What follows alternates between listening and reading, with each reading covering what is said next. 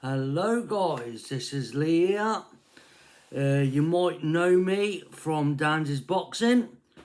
This is my second channel. So this is a channel that I'll be talking about anything about, bits and bobs, anything from news, crime, to music, to what's happening in the newspapers, or what's happening on the news, or from films to crime, anything really.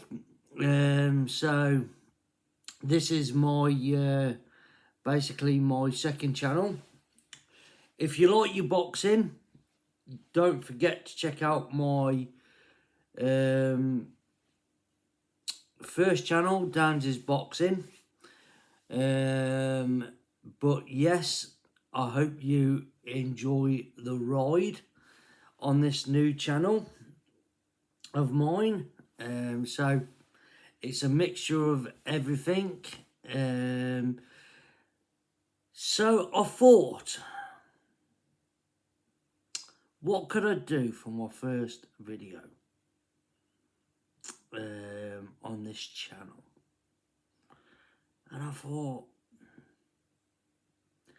we all love the 80s, don't we? I love the 80s. I was an 80s child. And there was a film out in the 80s, 1986. It was called At Close Range. But what was At Close Range about? So I'm going to dive into a little bit about that. So if you like your crime, this is what my first upload on this channel is going to be about. So obviously the film came out in 1986, At Close Range. Sean Penn, Live to Tell, a man can tell 1,000 lies.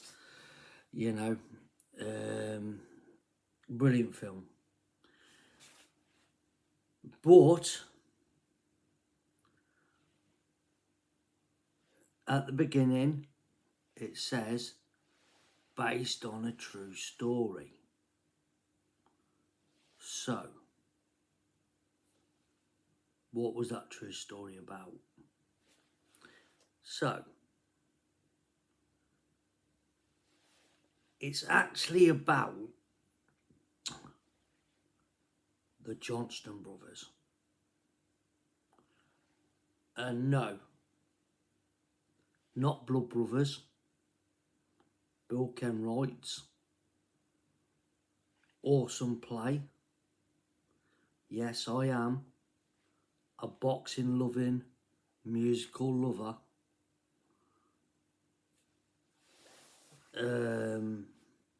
Not blood brothers. It's based on the Johnston brothers out in Pennsylvania. Bruce Johnston, Norman Johnston, and James Johnston. Yes, so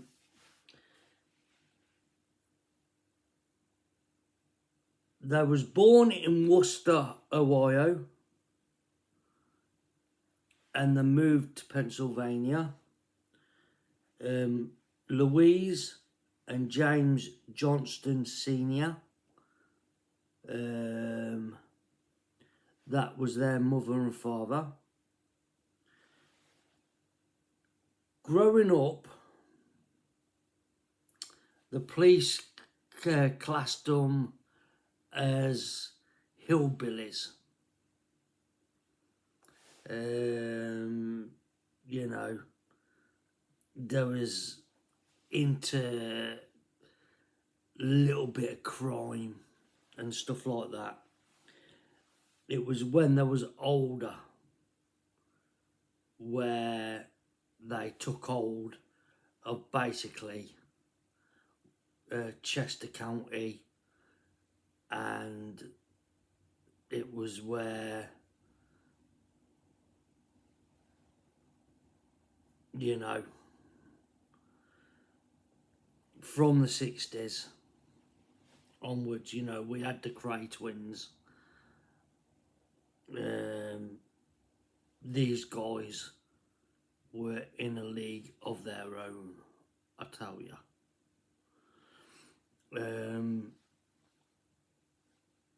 So obviously when they moved from Worcester over to Pennsylvania, Chester County, they got into a little bit of trouble, you know, they'd done a bit of prison time.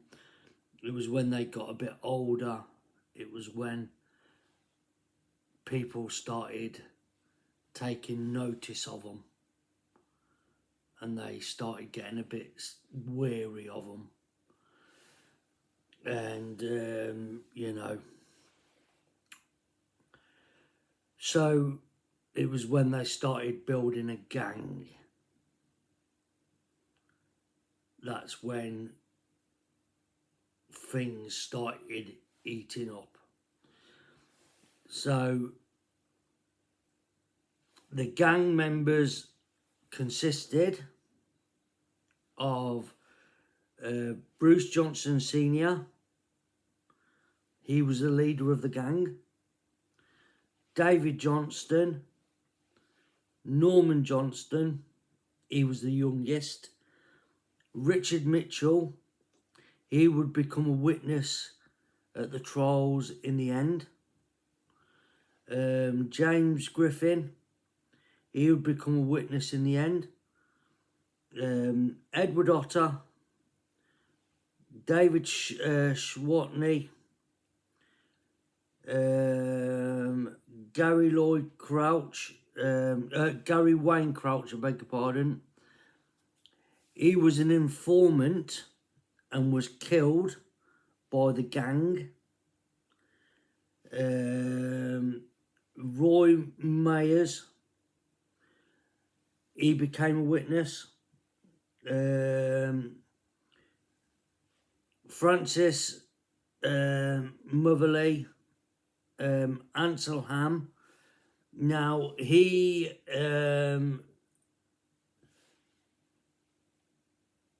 would go on to kill 2 police officers, God rest their souls, William Davis and Richard Posey in 1972. Now, they say that Bruce Johnson was the getaway driver, but he was never tried for that. He was never tried for that.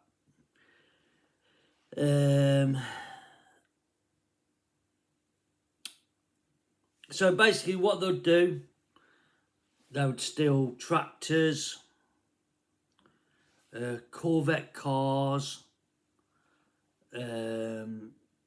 safes. So some of this gang here, they wouldn't go out on jobs with them.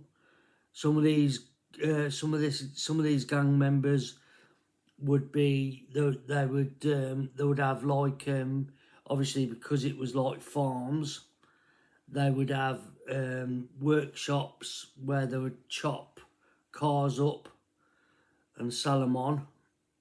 You know,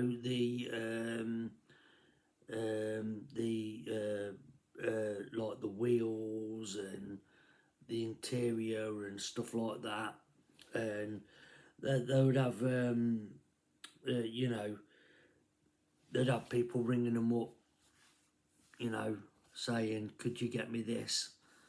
and they'd go and get it, you know, cheaper than the shops and stuff like that. And then we hit the 70s. This is where things start eating up with them.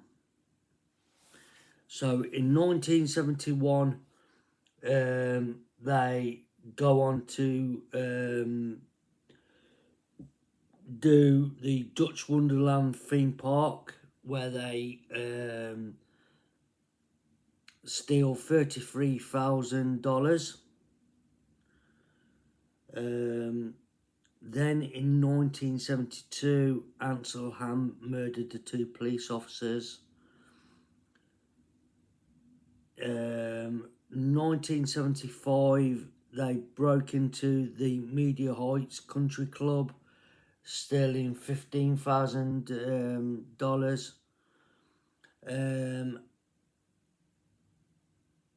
In 1977, April, they stole, no, I beg your pardon, they transported $21,900 in stolen cigarettes over the state lines. May of that year, they stole. May 1977, they stole $28,000 from Longwood Gardens amusement parks. And then we hit 1978. Now, bearing in mind, you know, they're still stealing tractors and they're still doing the odd things, you know, and all this. Now, obviously, Bruce Johnston Sr.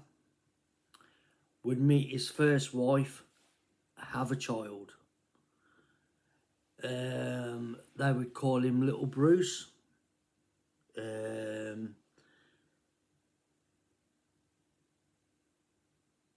They fall out. His ex-wife then would go on to have a stepson called James. Jimmy Johnston. Jimmy used Johnston as his second name. Rumour has it that when Jimmy was conceived, they understood who their mum was, and who little Bruce was, and who she was associated with, and he sort of like pooped his pants and done a runner and had no contact with Jimmy, you know, because at this time now, at this time, the Johnstons are at the height of their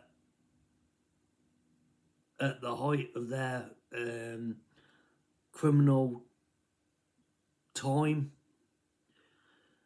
They are now being watched by the police. The police are now, you know, the police are now following them. They're watching them, you know. But this gang was very, very clever. You know, they had like walkie-talkies, all the up-to-date, you know, back in the day, equipment to steer the police off, you know. They knew what they were doing. Do you know what I mean? But 1978 would be their own doing. That it would be, you know, their undoing. So after years of not seeing little Bruce, and Jimmy,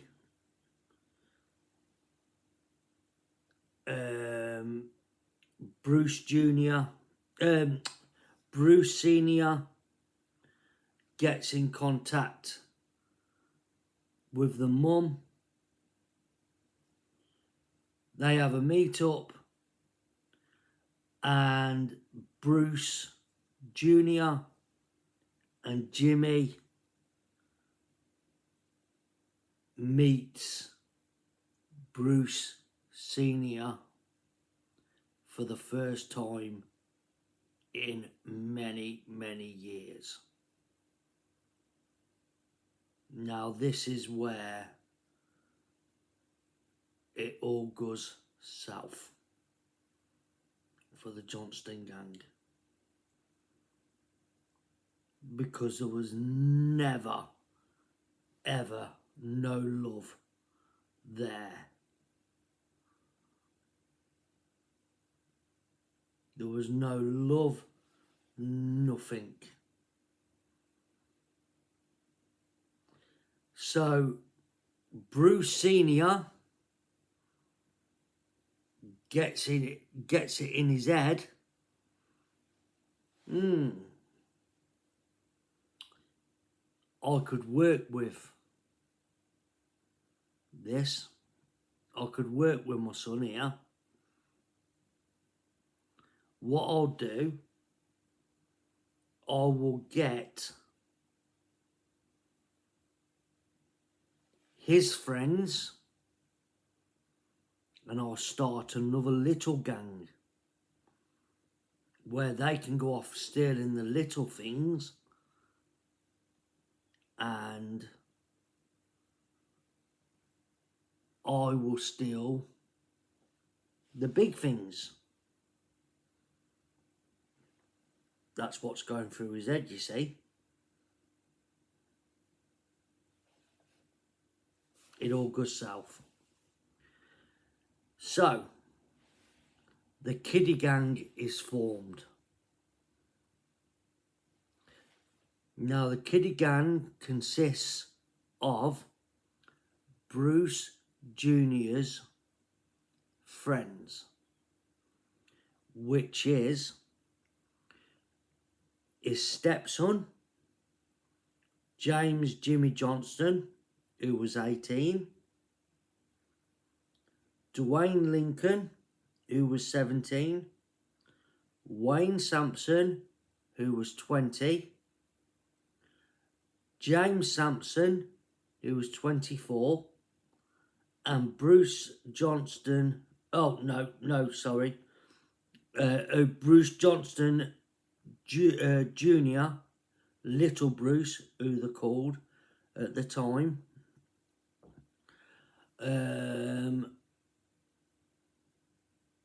He was 19 at the time.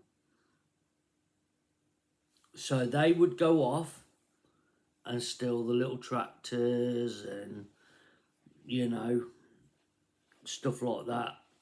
Or if they wanted a car stealing or whatever, they would go off and steal it. Throwing in all this, Bruce Jr., Little Bruce, falls in love with a girl called Robin Miller.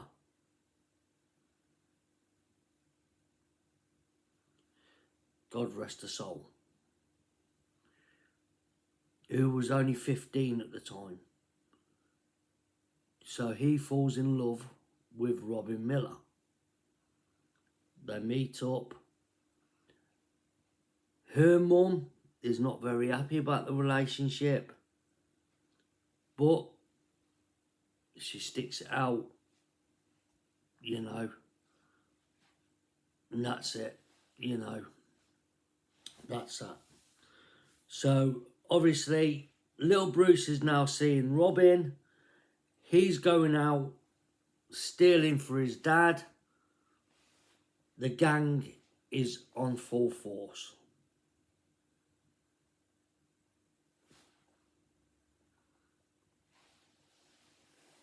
Everything's going swimmingly.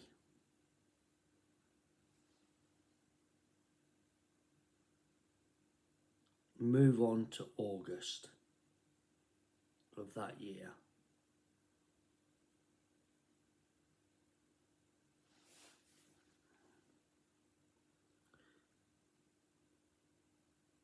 Bruce Johnston Jr. gets arrested for I think it was a tailgate on the back of his car. Something wrong with for his car. He gets locked up. The police are happy that he's locked up because he's hoping that the police are going to be able to help him. The police are going to try and get information out of little Bruce about his dad. But he's staying stump. You know, he's not going to grass on the family. But everything's all falling down on the Johnston gang now. Everyone's getting indicted to the grand jury, and Dwayne Lincoln, Wayne Sampson, James Sampson and Jimmy James Johnston, they all get indicted.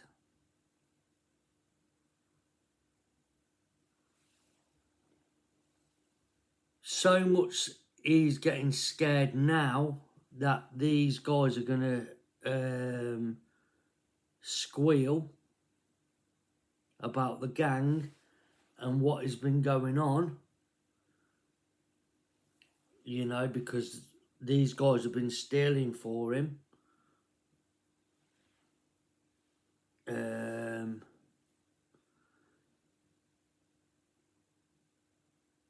They cook up a plan to kill him. Now, this is what I'm saying, guys. This is what I'm saying.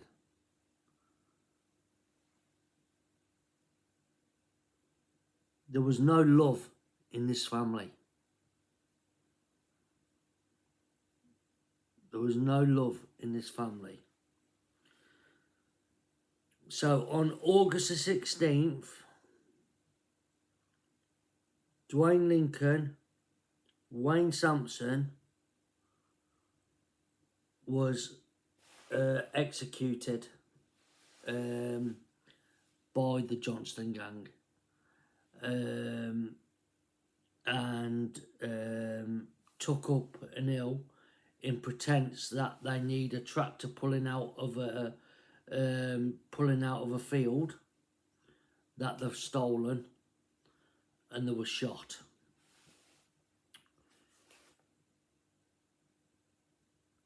This is how much of a father he is.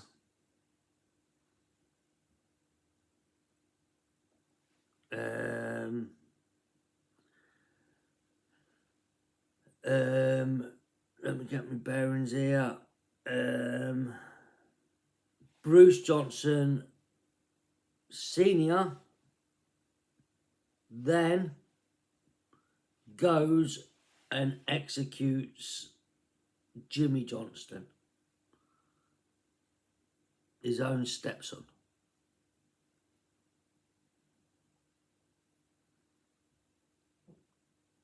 Shoots him.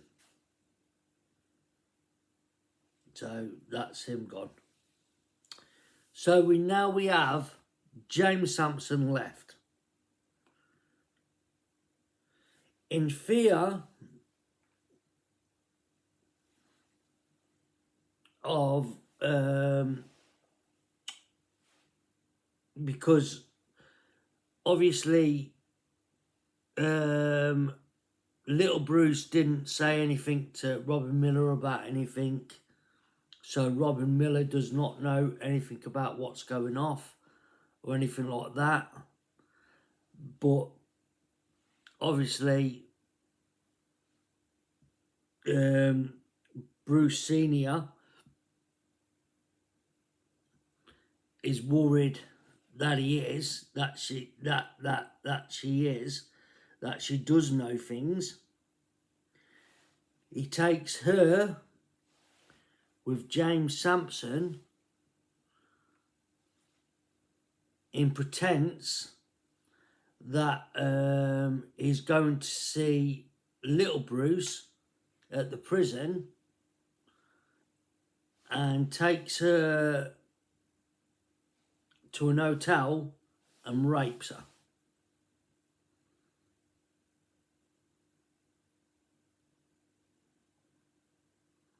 So this is where it all, what's it called? Then a couple of days later, James Sampson gets executed, shot, and he's shoved down a landfill. So now they've all gone.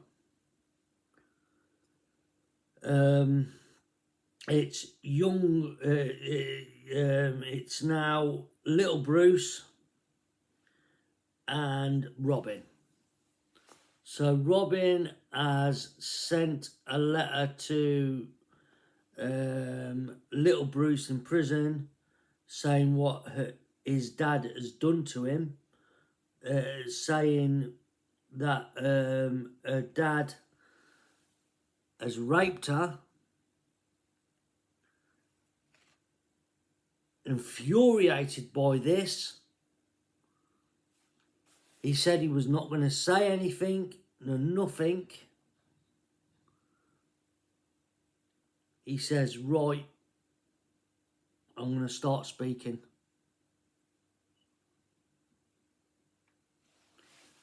So because of that, he's allowed out of prison.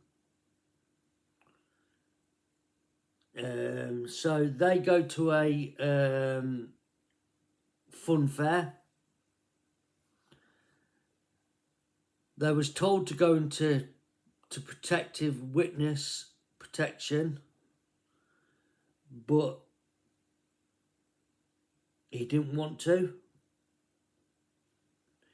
So they go out to a fun fair. This is the 30th of August 1978.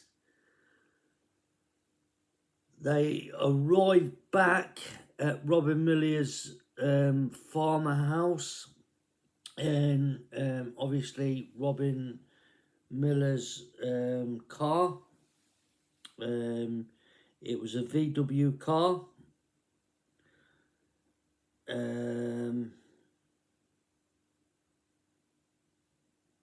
They pull up on the forecourt,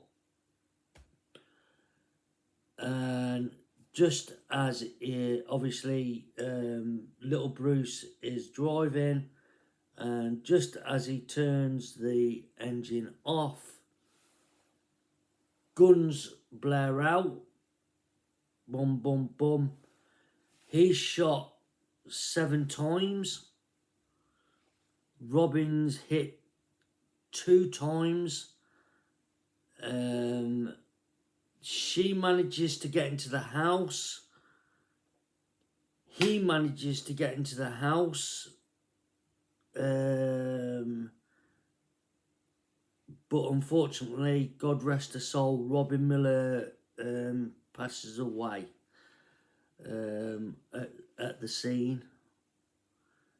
But miraculously, little Bruce survives. he would go on to tell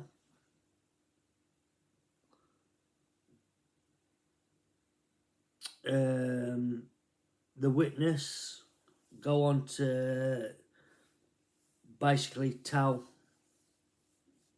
the jury all about the family, what they'd got up to, what they've been up to, and so on. Yeah, which sent the Johnston brothers down for life. Yeah. In 2002, Bruce Senior died, and I think it was in 2000. Norman Johnston. No, I beg your pardon. It was David Johnston escaped from prison, and he was on the run. But he was on the run for a couple of weeks, but finally got picked up through not knowing how to drive a modern car. But Bruce and Norman had to be shoved straight into solitary confinement. Yeah. So that's a story of At Close Range. And that is my first video. We'll have plenty more to come. I fumbled through that one, but I will get better. Don't forget to like and subscribe, guys. I hope you enjoyed. And we'll have plenty more coming. As I say, this channel will be talking about all sorts. So, tell your friends about it. Don't forget to like and subscribe. And don't forget to like Standards Boxing if you like your boxing. And I'll catch up with you all again soon. Stay lucky, guys. That is a story of At Close Range and the story of the Johnston brothers. Take care, guys.